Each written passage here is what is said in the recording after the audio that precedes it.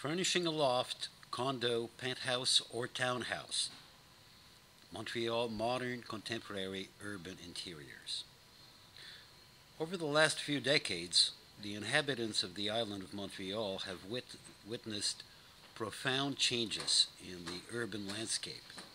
A profusion of modern buildings have appeared. These differ greatly in architecture from the traditional Montreal dwellings. Moving away from the single-family house, duplex, or triplex, the urban dweller is now moving into condos, lofts, penthouses, or modern-looking townhouses. Not so long ago, these could be found mainly in the downtown core. Not anymore.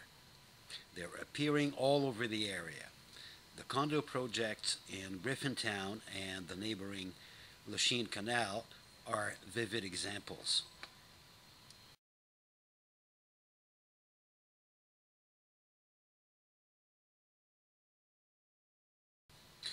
Furnishing or decorating these new types of homes can hardly be done with traditional furniture. This is on account of the style of these new places of residence and on account of the differences in size, condos being often smaller than the larger houses that one had when families were larger. Instead of separate rooms, one has now to cope with open spaces, some with very high ceilings and plenty of large windows. In such circumstances, one likely will want to use modern contemporary style pieces of furniture, that is, pieces of furniture with clean, pure lines and with a low profile. Depending on the size of the windows and the intensity of the daylight in the room, one may choose either bright colors or attenuated ones. In order to help satisfy those requirements, Mariette Clermont offers a wide range of low-profile furniture. You will find hereafter some basic advice and examples as to how one can furnish condos and lofts with modern, contemporary style furniture. What about furnishing the dining area? What about a somewhat restricted rectangular space? When confronted with this situation, you must remember that you have to retain comfortable moving space around the table and the chairs once the guests are seated.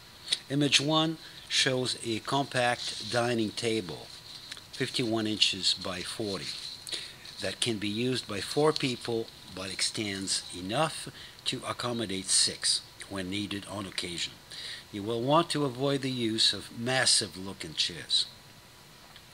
What about a rectangular area in an open space configuration? This configuration generally enables you to have a table that is compact when closed, but that can be extended so as to be very long when needed. This leaves you with plenty of moving room, allowing you to move about freely on a daily basis. As an example, the dining table shown in the picture is only 47 inches, but it can double its length to a surprising 94 inches and allows 8 people to dine comfortably. Now, what about a small square area or a space contained within a base-shaped or a hexagonal area? A round table will probably look better in this situation. The diameter of the table will of course vary according to the space available. Tables similar to the example shown in picture 3 are generally available in diameters varying from 35 inches to 40 and finally 47 inches. Though clear glass and chrome are a favorite, you could also find round tables with lacquered finishes or wood tops such as clear walnut. What about a larger area with open spaces on both sides? This configuration is now frequent in lofts and in some recent condos. It allows you to have a larger size table, comfortable for everyday use, and has also a good extension capability, enabling you to have plenty of guests. A table like the one in the picture measures 71 inches when closed, but with two extensions of 23 inches can actually seat up to 10 people comfortably. 12, of course, a little more tightly. In this configuration, you can allow yourself to have high back chairs or chairs with more volume. Finally, what about a long enclosed rectangular area? Some extras may be needed to complement a good-sized table. In the picture, the example shows a small buffet against the wall at the end. If the room is large enough, one may use high back chairs or more massive chairs. But if the room is narrow, think of resorting to lighter looking chairs. To sum up, since one spends a few hours in the dining room every day, it's important to make sure that you have plenty of room to move about freely. It's often preferable to have a more compact table that can extend greatly as opposed to too large a table that makes for a cluttered look and a cramped dining area. A tip or advice, you'll find it handy to measure the dining area and determine the ideal dimensions for the table, the chairs, and the moving room left. Do this before even going furniture shopping. This may save you many trips and may prevent the unfortunate acquisition of the wrong-sized table. If at all possible, try to visualize and even simulate how you're going to use the room. Let's now look at furnishing the living area. First case, furnishing a large living room with numerous or large windows.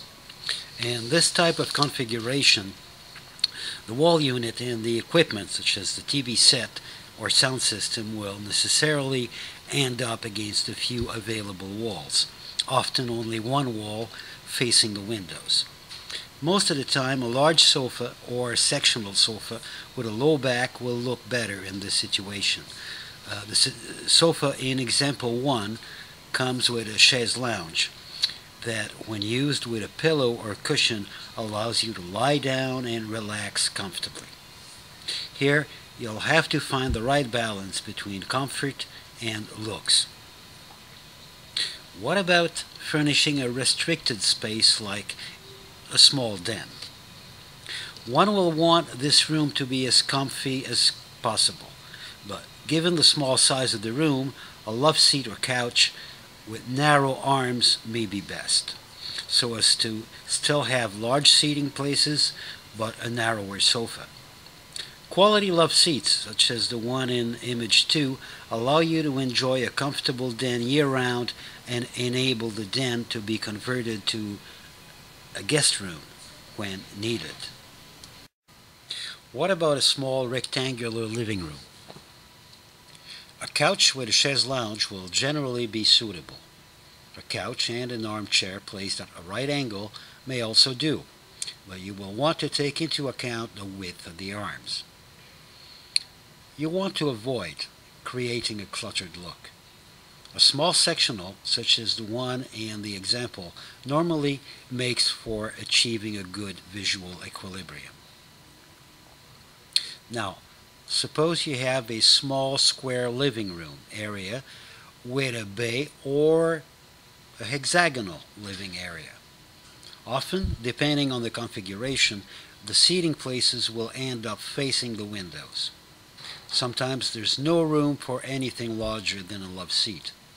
If you have to access the room from the back of the love seat, remember to keep enough space to move about freely. However, you may be able to use something with a higher back, like the love seat in the picture. What about furnishing a studio or a bachelor-type condominium? A good height bed, the kind that is good enough to sleep in every day, is often used in order to preserve the largest possible living area and dining area. You have to make sure the sleep sofa is good enough, though. These top-of-the-lines height beds, as in the picture, are different and pricier than the lower-priced convertible sofas offered for occasional use. Let's say you have to furnish a large living room with open spaces. That's the ideal situation in a condo. you can do just about anything you fancy. Most of the time, you'll be able to use larger sofas and sectionals, even with high backs or headrest pieces, without creating a cluttered look. The coffee table may also be much larger. This type of configuration, more frequent in the luxury or prestige properties, allows you to achieve the highest degree of comfort.